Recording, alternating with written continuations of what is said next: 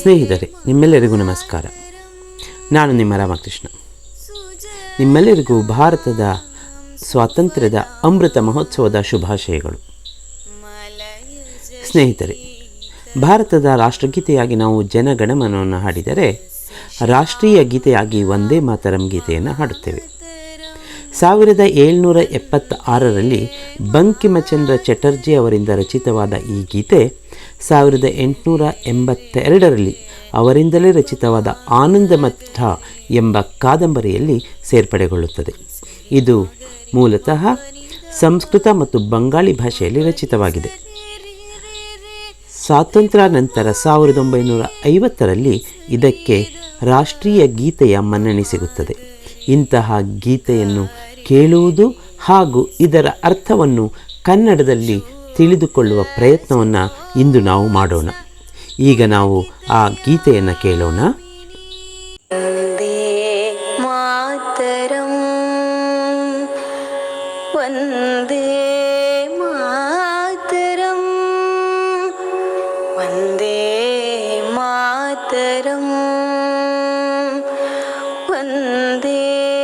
ಮಾತರಂ. ಸುಜಲಾಂ ಸುಫಲಾಂ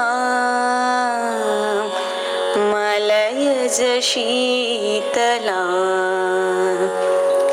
ಸಸ್ಯ ಶ್ಯಾಮಲಾಂ ಮಾತರಂ, ವಂದೇ ಮಾತರಂ.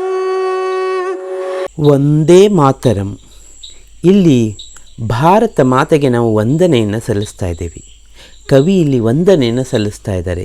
ವಂದೇ ಮಾತರಂ, ವಂದೇ ಮಾತರಂ. ಹೇ ಭಾರತ ಮಾತೆ, ನಾವು ನಿನಗೆ ವಂದಿಸುತ್ತೇವೆ.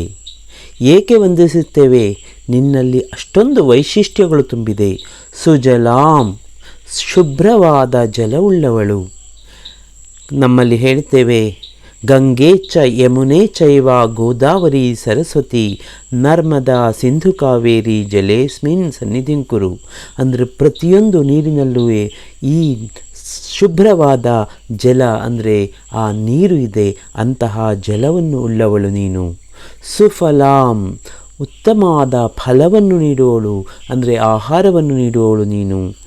ಮಲಯಜ ಶೀತಲಾಂ, ನಿನ್ನಲ್ಲಿ ಆ ಗಾಳಿ ಏನು ಬೀಸುತ್ತದೆ, ಮಲಯಜ, ಮಲಯ ಅನ್ನೋ ಒಂದು ಪರ್ವತ, ಆ ಪರ್ವತದ ಮೇಲಿನಿಂದ ಬೀಸುವ ಗಾಳಿ, ಆ ಸುಗಂಧಭರಿತವಾದ ಗಾಳಿ, ಚಂದನ ಮಿಶ್ರಿತವಾದ ಗಾಳಿ ಆ ಶೀತಲತೆಯನ್ನು ನಮಗೆ ನೀಡುತ್ತದೆ.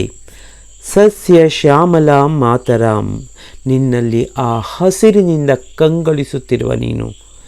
ಸಸ್ಯ ಶ್ಯಾಮಲಾಂ, ಹಾಗೆ ನಿನ್ನ ಆ ಮಣ್ಣು ಫಲವತ್ತತೆಯಿಂದ ಕೂಡಿದೆ. ಹೇ ಮಾತೆ, ಇಷ್ಟೆಲ್ಲ ವೈಶಿಷ್ಟ್ಯಗಳನ್ನು ಒಳಗೊಂಡಿರುವ ನಿನಗೆ ನಮ್ಮ ವಂದನೆಗಳು. ಹೇ ಮಾತೆ, ನಾವು ನಿನಗೆ ವಂದಿಸುತ್ತೇವೆ.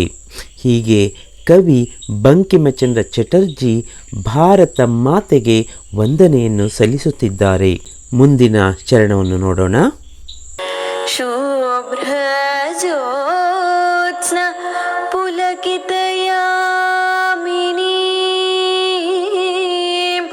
ಫುಲ್ಲಕುಸುಮಿತ ದ್ರುಮದಳ ಶೋಭಿನಿ.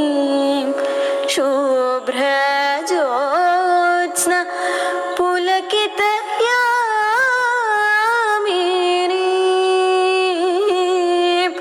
ಫುಲ್ಲಕುಸುಮಿತ ದ್ರುಮದಳ ಶೋಭಿನಿ. ಸುಹಾಸಿನಿ ಸುಮಧುರ ಭಾಷಿಣಿ ಸುಖದಾಂ ವರದಾಂ ಮಾತರಂ, ವಂದೇ ಮಾತರಂ, ವಂದೇ ಮಾತರಂ,